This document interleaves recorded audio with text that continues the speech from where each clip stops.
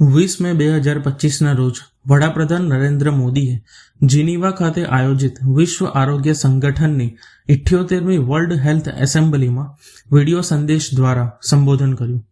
તેમણે ભારતના દૃષ્ટિકોણ વન અર્થ વન હેલ્થને આ વર્ષની વિધાનસભાની theme one world for health સાથે જોડીને વૈશ્વિક આરોગ્ય માટે સર્વયોગી, સર્વસમાવેશિક અને સમન્વિત દ્રષ્ટિ અપનાવવાની જરૂરિયાત પર ભાર મૂક્યો.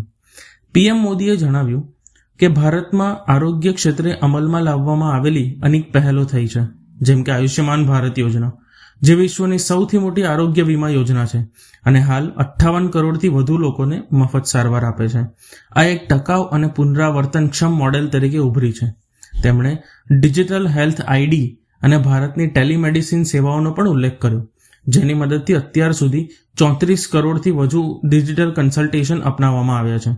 તેમણે WHOના સભ્ય દેશોને ભવિષ્યમાં મહામારીઓ સામે વધુ સજ્જ થવા માટેના ઇન્ટરનેશનલ નેગોશિએશન બોડી એટલે કે INB દ્વારા પ્રસ્તાવિત નવા આરોગ્ય સંધિ માટે અભિનંદન પાઠવ્યા અને અંતે તેમણે 21 જૂનના આંતરરાષ્ટ્રીય યોગ દિવસ માટે yoga for one earth one health નામની થીમ જાહેર કરી સમગ્ર વિશ્વને આ ઉર્જાવાન આંદોલનમાં જોડાવાનું આમંત્રણ આપ્યું.